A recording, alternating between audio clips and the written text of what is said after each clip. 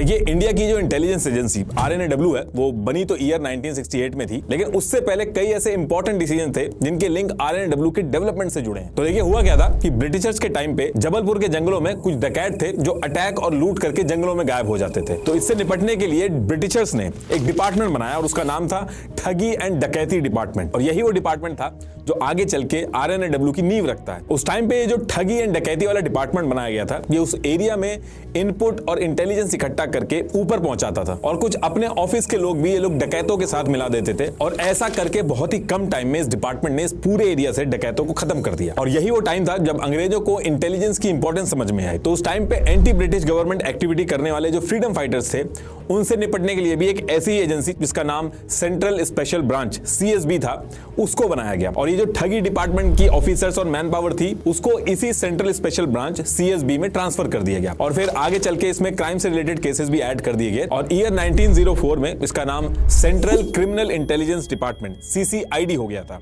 और फिर इसके 2 साल बाद ही इसका नाम IB इंटेलिजेंस ब्यूरो कर दिया गया था। और इसी के साथ साथ जब इनको इंटेलिजेंस में बहुत ज्यादा सक्सेस मिल रही थी, तो इन्होंने अलग से एक मिलिट्री इंटेलिजेंस का भी डिपार्टमेंट बनाया था। अब इसके बाद देश आजाद होता है और अंग्रेज जब इंडिया से जाते हैं तो बाकी डिपार्टमेंट की तरह IB डिपार्टमेंट जो था उसका भी ट्रांसफर किया जाता है। लेकिन IB के केस में अंग्रेजों ने सारे इन्फॉर्मर्स और एजेंट्स की जो डिटेल्स थी और जो सीक्रेट डॉक्यूमेंट्स थे, कुछ को डिस्ट्रॉय कर दिया और कुछ को साथ में ले गए। और IB जो था उसको इंडिया को दे दिया और MI जो था वो पाकिस्तान को दे दिया। अब अंग्रेजों के जाने के बाद IB जो थी उसमें ट्रेंड स्टाफ जो था उसकी शॉर्टेज हो जाती है। लेकिन संजीवी पिल्लाई जो थे वो पहले हेड बने थे IB के, तो उन्होंने ब्रिटिश इंटेलिजेंस एजेंसी MI5 के मॉडल पे जैसे तैसे करके IB को चलाया। और अंग्रेजों के टाइम पे IB जो थी वो कंट्री की बाउंड्री के अंदर की चीजों पे काम करती थी। लेकिन ईयर 1951 में हिम्मत सिंह कमेटी रिकमेंडेशन पे IB को इंडिया की बाउंड्री के अंदर और बाहर दोनों जगह के टास्क करने का काम दिया गया। लेकिन इसके बाद आने वाले कुछ सालों में बैक टू बैक ऐसी चीजें होती हैं जिसकी वजह से IB जो पहले इंडिया की बाउंड्री के बाहर तक भी टास्क करती थी, उसको इंडिया की बाउंड्री के अंदर ही रिस्ट्रिक्ट कर दिया गया और RNAW को बनाना पड़ा। एक्चुअली होता क्या है कि ईयर 1954 में चाइना ने एक मैप रिलीज किया था जिसमें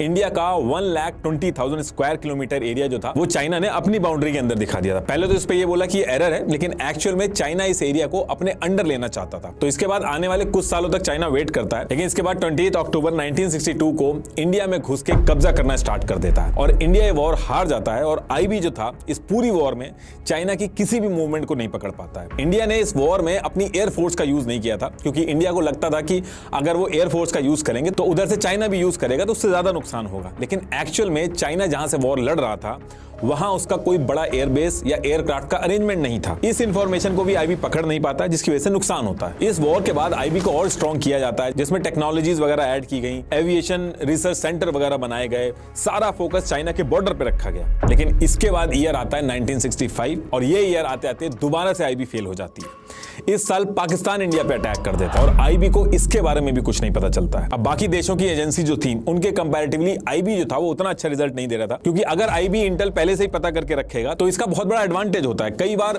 वॉर की सिचुएशन को रोका भी जा सकता है। तो इतने कम टाइम में जब दो वॉर हुई और IB पकड़ नहीं पाया, तो ये बातें स्टार्ट हो गई थी कि IB को स्ट्रॉन्ग करना होगा या इसका कुछ ऑल्टरनेटिव देखना पड़ेगा। अब इसके बाद जनवरी 1966 को इंदिरा गांधी PM बनती है और PM बनते ही ये सबसे पहला काम करती है कि एक्सपीरियंस और फेमस ऑफिसर थे RN काओ, इनको बुलाती है। और RN काओ जो थे वो नेहरू फैमिली से पुराने भी रिश्ते रहे हैं उनके। RN काओ और इंदिरा गांधी जी की जो मदर थी वो चाइल्डहुड फ्रेंड थी और इससे पहले भी RN काओ ने जवाहरलाल नेहरू जो थे उनकी सिक्योरिटी संभाली थी। तो इंदिरा गांधी को इन पे ज्यादा ट्रस्ट था। इंदिरा गांधी RN काओ से एक मीटिंग करती है और उसमें कहती है कि हमें IB से हट के एक इंटेलिजेंस एजेंसी बनानी होगी जो बहुत ही एडवांस हो और उसका पूरा फोकस इंडिया की बाउंड्री के बाहर पे हो, ताकि ये जो वॉर हो रही है इसमें हमें एडवांटेज रहे। अब ये मीटिंग खत्म होने के बाद RN काओ 2 महीने का टाइम लेते हैं और सारी स्टडी वगैरह करके एक नई एजेंसी बनाने का ब्लूप्रिंट सबमिट करते हैं। RN काओ का ये जो ब्लूप्रिंट था इसको इंदिरा गांधी एक्सेप्ट कर लेती हैं। ये एज इट इज इंप्लीमेंट होता है, बस इसमें एक चीज इंदिरा गांधी उसमें ऐड करती हैं कि ये नई एजेंसी जो है जो भी बनेगी है उसका जो हेड होगा वो डायरेक्टली PM को रिपोर्ट करेगा। और उसी टाइम पे वहां पे कैबिनेट सेक्रेटरी DS